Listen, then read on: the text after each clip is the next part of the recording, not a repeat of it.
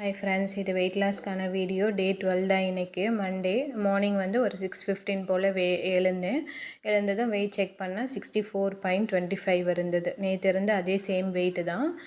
அதாவது இன்க்ரீஸ் ஆகலை, டிக்ரீஸ் ஆகலை, அதே வெயிட்டில் மெயின்டைன் ஆகுது. ஓகே, இந்த மந்த்து ஃபுல்லாகவே இதே 64 தான் நான் டார்கெட் பண்ணியிருக்கேன் மெயின்டைன் பண்ணணும்னு சொல்லிட்டு. 65க்கு மட்டும் போயிடக்கூடாது, அதை மட்டும் நான் பார்த்துக்கணும்.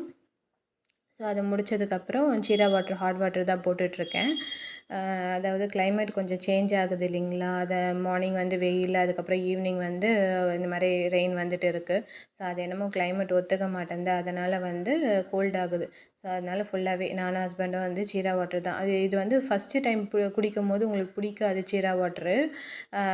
அப்புறம் நீங்கள் ரெகுலராக பழகிட்டீங்கன்னாக்கா அதை நீங்கள் ஒன் டே ஃபுல்லாகவே கூட நீங்கள் அதை எடுத்துக்கலாம்.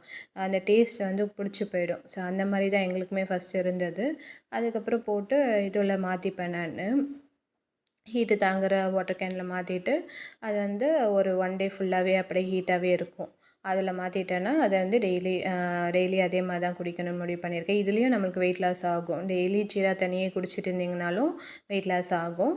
அதுக்கப்புறமேட்டு வந்து மார்னிங் பிரேக்ஃபாஸ்ட் வந்து மேகி சாப்பிட்ணும் போல் இருந்தது. சரி, ஓகே, அந்த கிரேவிங்ஸ் வந்தால் நீங்கள் வந்து நிறுத்தாதீங்க. அதாவது நம்ம வெயிட் லாஸில் இருக்கும்போது இதை சாப்பிட்ணுன்னு தோணுச்சுன்னா அதை சாப்பிட்ருங்க.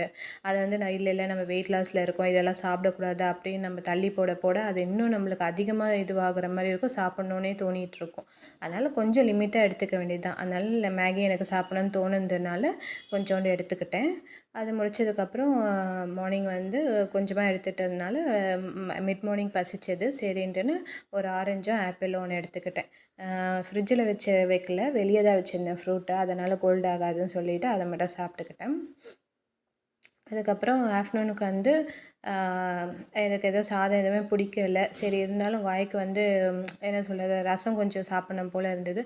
அதனால் கொஞ்சம் சாதத்தில் வந்து கரைச்சி எடுத்துக்கிட்டேன். சும்மா ஒரு பிடி மட்டும் போட்டு அந்த ரசத்துலேயே கரைச்சி அது மட்டும் தான் எடுத்துக்கிட்டேன். மீதி பொரியல் எதுவுமே எடுத்துக்கல. இது மட்டும் தான் நான் சாப்பிட்டேன்.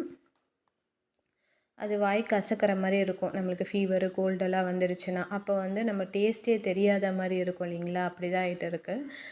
சரி, ஓகே, ரசம் கொஞ்சம் சாப்பிட்டா கொஞ்சம் நல்லா இருக்கிற மாதிரி இருந்தது த்ரோட்டுக்கு. சரி, நான் அதை சாப்பிட்டேன். அதுக்கப்புறம் ஈவினிங் வந்து ஒரு டீ மட்டும் குடித்தேன். இஞ்சி தட்டி போட்டு டீ குடிச்சிட்டேன். அதுக்கப்புறம் நைட் டின்னருக்கு வந்து ஒரு தோசையும் தக்காளி சட்னி தான் செஞ்சுருந்தேன். சரி, அது கொஞ்சோண்டு ஒரு டீஸ்பூன் மட்டும் எடுத்துக்கிட்டேன். அதுக்கப்புறம் வாக்கிங் வந்து இன்றைக்கி ஒரு 6000 ஸ்டெப்ஸ் தான் நடக்க முடிஞ்சுது. மார்னிங் மட்டும் தான் வாக்கிங் போனேன். அதுக்கப்புறம் ஒரு 4 லிட்டர் தண்ணி குடிச்சிருப்பேன். ஸோ இதுதான் இன்றைக்கான டே வந்து இப்படி தான் முடிஞ்சுது.